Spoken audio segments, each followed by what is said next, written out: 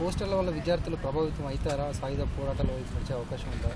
అస్సలు కొంతమంది ఉస్మానియా విద్యార్థులే ఒక గుంపుగా అంటే ఒక గ్యాంగ్ లాగా ఫామ్ అయ్యి పోస్టర్లు వేస్తున్నారు అనేది పోలీసులు అనుమానం. కాదు, ఇది కేవలం ఈ కుట్రలో భాగంగా ఉస్మానియా యూనివర్సిటీ విద్యార్థులను తప్పు పట్టించడానికే. ఎందుకంటే రేపు ఉస్మానియా యూనివర్సిటీలో పీజీ పరీక్షలు మళ్ళీ మొదలవుతున్నాయి. ఒక దిక్కు అకాడమిక్స్, ఒక దిక్కు యాజిటేషన్, చదువుతో పాటు ఉద్యమం అని విద్యార్థులందరూ చదువుకు హాజరవుతున్నారు, పాఠాలకు హాజరవుతున్నారు, రేపు పరీక్షలకు కూడా హాజరవుతున్నారు. ఇది కేవలం ఒక మెంటల్ ప్రెషర్. ఎప్పుడెప్పుడు పరీక్షలు ఉన్నాయో అప్పుడప్పుడు తెలంగాణ ఇస్తామని ఒక డెడ్ లైన్ పెడతారు, తెలంగాణ ఇవ్వరు.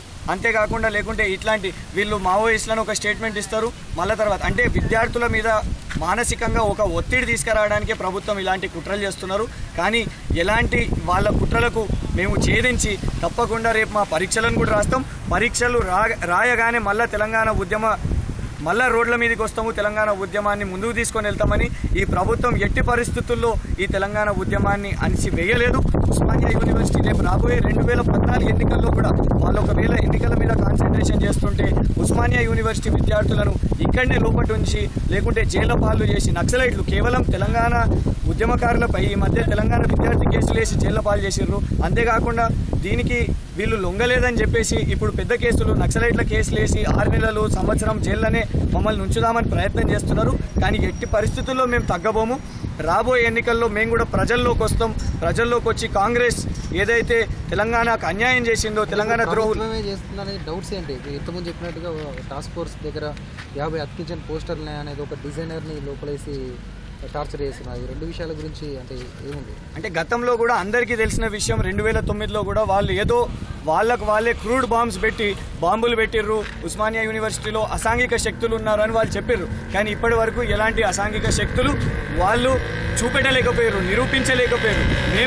మేము ధైర్యంగా చెప్పినాము, ఒకవేళ ఉస్మానియా యూనివర్సిటీలో ఏవైనా అసాంఘిక శక్తులు ఉంటే మీరే వాళ్ళని ఏరివేయండి అని మేము ఎన్నోసార్లు వాళ్ళకు పర్మిషన్ ఇచ్చినాము. కానీ ఇప్పటి వరకు ప్రభుత్వం ఏమాత్రం స్పందించలేదు, వాళ్ళు ఏం దాన్ని నిరూపించలేకపోయారు. డీజీపీ దినేష్ రెడ్డి గారు కూడా మీకు గుర్తుంటే వరంగల్లో ఒకసారి వాళ్ళు అన్నారు, ఇప్పుడు ప్రస్తుతం ఉస్మానియా యూనివర్సిటీలో ఎలాంటి మావోయిస్టులు లేరు, ఏం లేరని వాళ్ళే అఫీషియల్గా స్టేట్మెంట్ ఇవ్వడం జరిగింది. అంటే ఇది కేవలం ఈ పోస్టర్ల వ్యవహారం ఏంటిదంటే టాస్క్ ఫోర్స్ మాకు వచ్చిన సమాచారం ప్రకారం టాస్క్ ఫోర్స్ వాళ్ళ దగ్గర కూడా ఒక 50 అతికివేయని పోస్టర్లు ఉన్నాయని మాకు తెలవడం జరిగింది. అంటే కేవలం వాళ్ళే పోస్టర్లు అతికించి ఇది ఉస్మానియా యూనివర్సిటీ విద్యార్థుల మీద రుద్దుదామని చూస్తున్నారు. అంతేకాకుండా అమాయకుడైన ఏదైతే ఉస్మానియా యూనివర్సిటీ కార్యక్రమాలకు ప్రతిసారి డిజైన్ చేస్తాడు, తను ప్రింటింగ్ వ్యక్తి కానే కాదు, తన దగ్గర ప్రింటింగ్ ప్రెస్ లేదు, కేవలం డిజైనింగ్ వ్యక్తి మాత్రమే. తను మాకు స్పష్టంగా చెప్పడం జరిగింది, నేను ఇది డిజైనింగ్ చేయలేదు, నాకు దీనికి సంబంధం లేదని తను క్లియర్గా చెప్పిండు.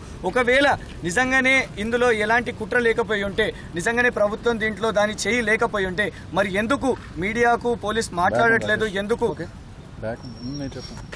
ఎందుకు మీడియా ముందు హాజరుపరచలేరు, ఎందుకు అందరు మీడియా ప్రతినిధులు పోలీస్ స్టేషన్కి వెళ్ళి వాళ్ళను దీని గురించి ఏమాత్రం మాట్లాడట్లేదు?